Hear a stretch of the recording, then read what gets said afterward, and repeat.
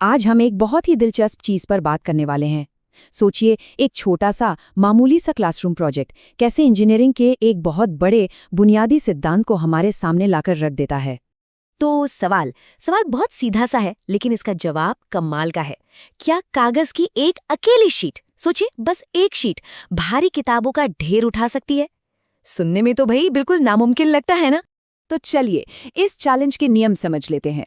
देखिए, मकसद ये है कि सिर्फ एक कागज की शीट से एक पुल बनाना है। और हाँ, कोई चालाकी नहीं चलेगी, मतलब कोई टेप नहीं, कोई गोंद नहीं।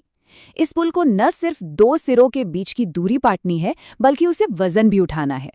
तो सबसे पहली कोशिश बिल्कुल सीधी साधी। कागज की शीट को लिया और बिना मोड़े एकदम सपाट दो सपोर्ट्स के बीच रख दिया, ठीक वैसे ही जैसे एक सीधा सा पुल होता है। अब देखते हैं कि हुआ क्या। और हुआ वही जिसकी उम्मीद थी। मतलब ये कोशिश पूरी तरह नाकाम रही।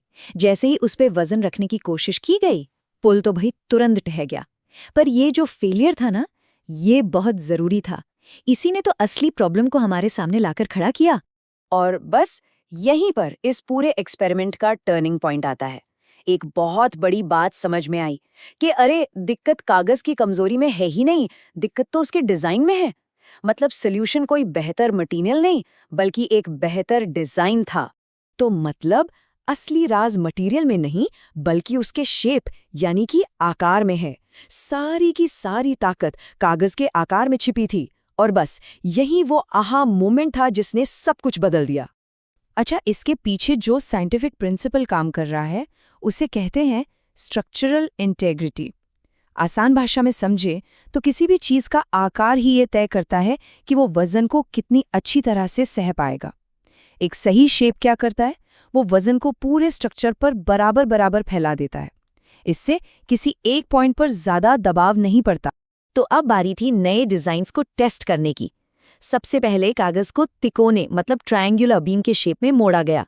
फिर उसकी टेस्टिंग हुई।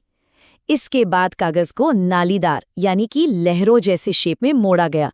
और फिर एक एक करके इन सभी डिजाइन्स की मजबूती को किताबों से परखा गया। और अब आते हैं इस एक्सपेरिमेंट के उस हिस्से पर जिसका हम सबको इंतजार था। देखते हैं कि नतीजों में क्या निकला, कौन सा आकार इस जंग में विजेता बना।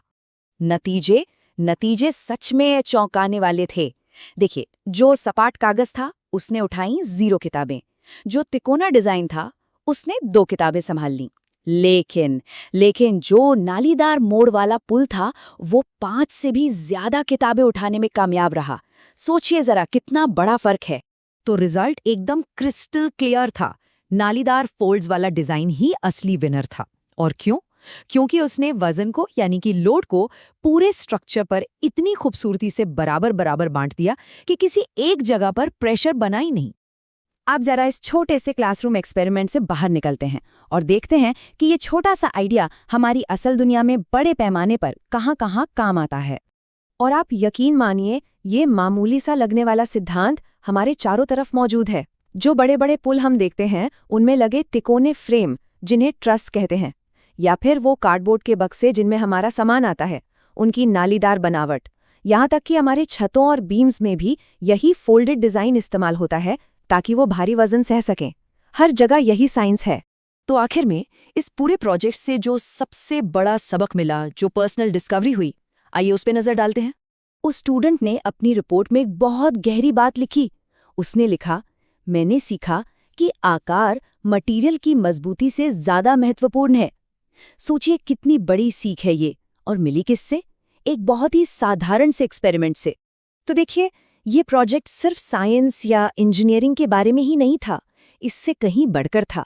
इसने सोचने के नए तरीके सिखाए, क्रिएटिविटी और प्रॉब्लम सॉल्विंग की स्किल बढ़ाई, एक डिजाइनर की तरह सोचना सिखाया, लॉजिक लगाना सिखाया, और सबसे बड़ी बात, कॉन्फिडेंस दिया।